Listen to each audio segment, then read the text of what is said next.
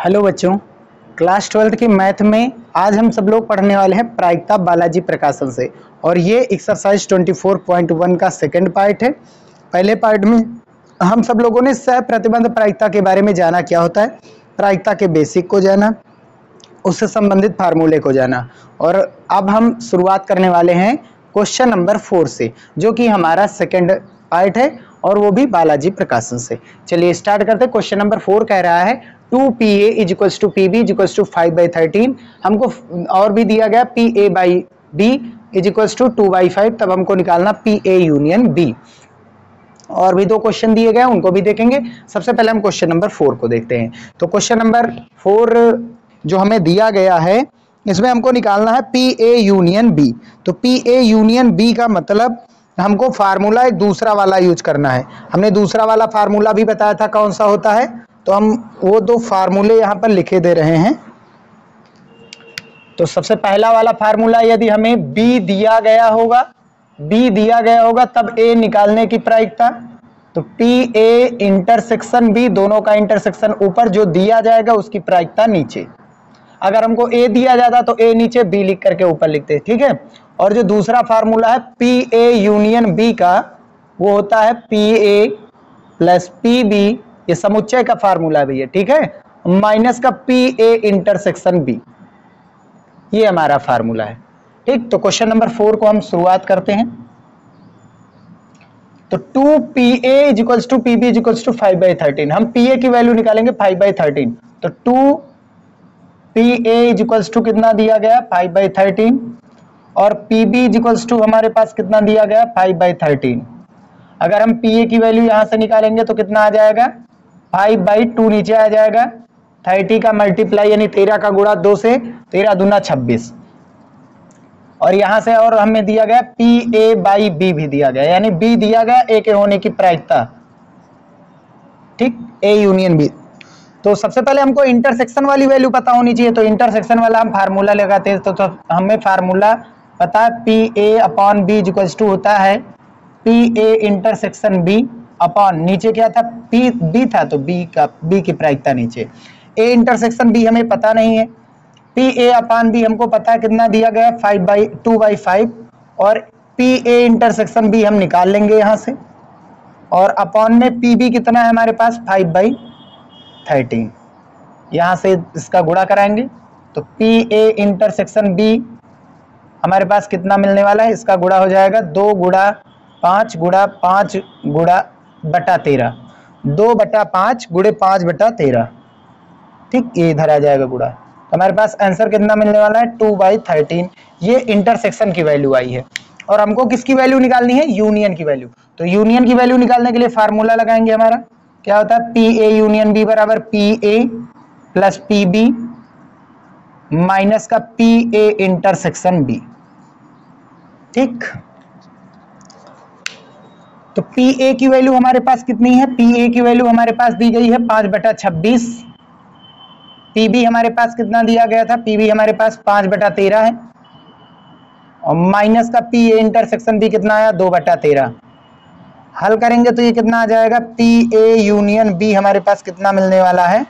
इसको हल करेंगे तो टोटल LCM कितना आने वाला है, टोटल LCM आएगा 26, ठीक है, सभी का LCM 26। ये 26 1 26, 13 दूना 26, तो 2 से गुणा, 2 पंची 10, और 13 दूना 26, 2 का 2 से गुणा, 2 दूनी 4, 10 5 15 में से 4 गया, कितना बचा, 11, 11/26 हमारा क्या बन जाएगा, इसके यूनियन का आंसर, ठीक।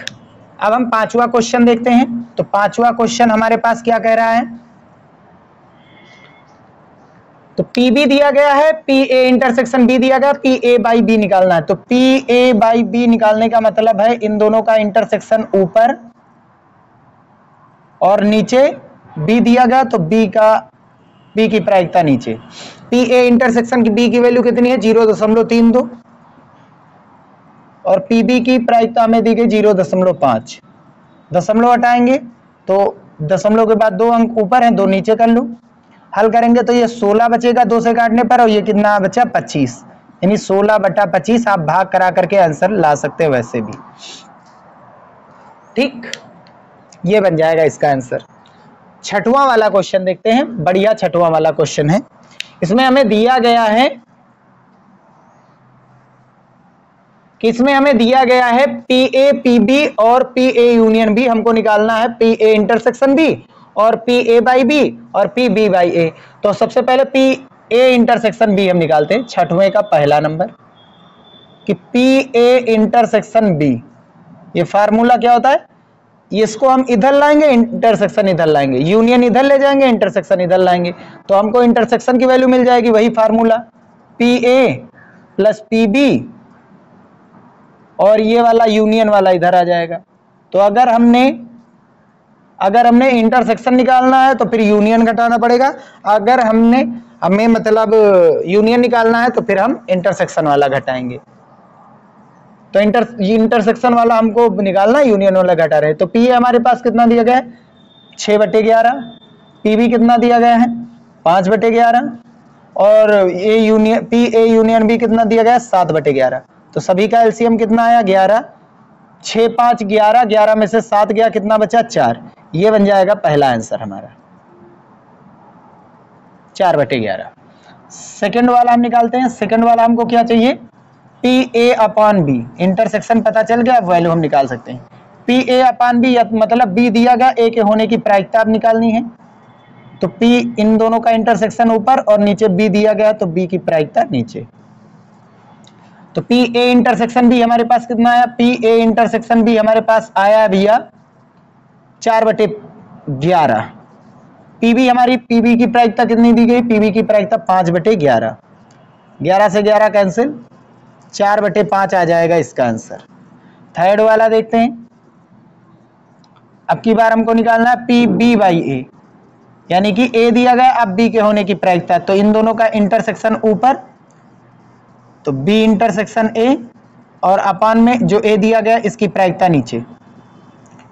चाहे बी इंटरसेक्शन ए लिखो चाहे ए इंटरसेक्शन बी लिखो, तो दोनों हमारा सेम ही रहता है। इसकी वैल्यू कितनी दी गई है पी ए इंटरसेक्शन बी या बी इंटरसेक्शन ए 4/11 और पी ए हमारे पास कितना भैया 6/11, 11 से 11 कैंसिल, 2 से काटेंगे 2 दूनी 4 2 तिया 6, 2 दूनी 4 2 तिया 6, ये बन जाएगा इसका आंसर। तो क्वेश्चन नंबर 4 हो गया, 5 हो गया, 6 हो गया। चलिए अब हम 7 वाला देखते हैं क्वेश्चन, वो क्या कह रहा है।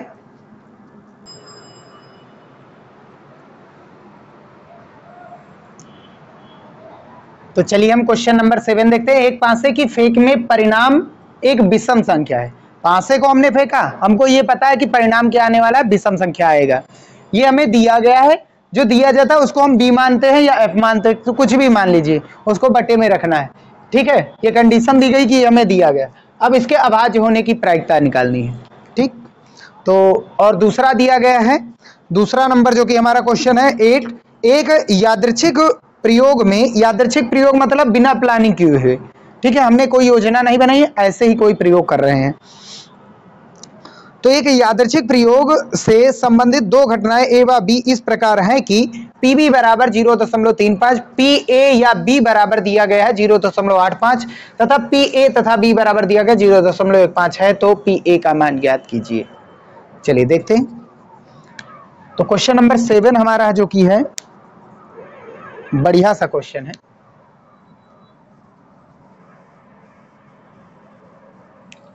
तो जो हमें दिया गया है, सबसे पहले पासा दिया गया है, दिया क्या गया है पासा।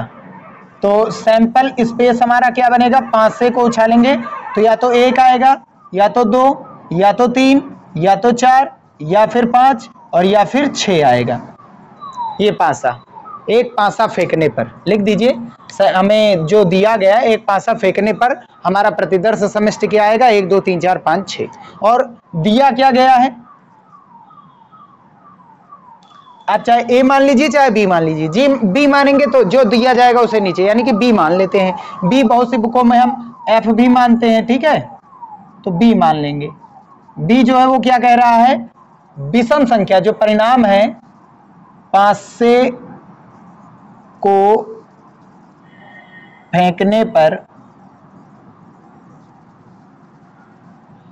विषम संख्या प्राप्त होती, विषम संख्या प्राप्त होती है, ये हम बी मानते हैं। ठीक, यानी कि b का मान कितना हो जाएगा, विषम संख्या प्राप्त होती है तो b का मान कितना होने वाला है कि b का मान होने वाला है भैया विषम संख्या आएगी, यानी कि 1 आ सकता है या तो 3 आएगा या तो फिर 5 आएगा, यानी कि एन बी बराबर हमारे पास कितना है, बी में उपस्थित अवयवों की संख्या, ये चीज कितना है 3 है, और यहाँ पर सैंपल स्पेस की टोटल संख्या कितनी है 1 2 3 4 5 6, 6 लोग आ सकते हैं, तो संख्या कितनी है 6। ठीक, परिणाम 6 है तो बी के आने के कितने परिणाम है 3 है, या तो 1 आएगा या तो 3 या तो 5, यानी विषम संख्या। अब हमको निकालना क्या, किसकी प्रायिकता, अभाज्य होने की प्रायिकता। तो अब इसमें अभाज्य होने की प्रायिकता, तो ए जो दिया गया जिसकी प्रायिकता निकालनी है उसको हम क्या मानते हैं ए। ठीक है, तो ए क्या कह रहा है कि पासे की फेंक में जो बी हमारा दिया गया है, बी 1 2 3 1 3 5, इसके अभाज्य होने की प्रायिकता जो दिया जाता है उसी वही हमारा ए के लिए सैंपल स्पेस बन जाता है, ये हमने बताया था।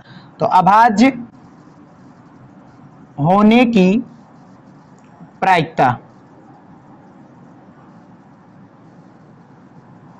इसको हमको क्या करना है, निकालना है। तो इसका अभाज्य होने की प्रायिकता क्या होने वाली है, तो अभाज्य संख्याएं क्या होती है 2 3 5 7, ये अभाज्य संख्याएं। तो अगर हम ऐसे ही देखेंगे, चाहे हम सैंपल स्पेस से बना लें, चाहे फिर हम यहाँ बी से भी वैल्यू निकाल सकते हैं, दोनों में से किसी एक की भी वैल्यू हम निकाल सकते हैं।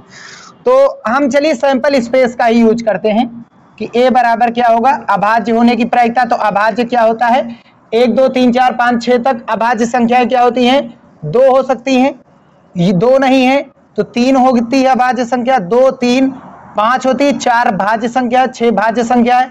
भाज्य का मतलब क्या होता है, जो खुद से भी विभाजित हो और दूसरे से भी विभाजित हो, ये भाज्य। अभाज्य मतलब अपने आप से विभाजित हो।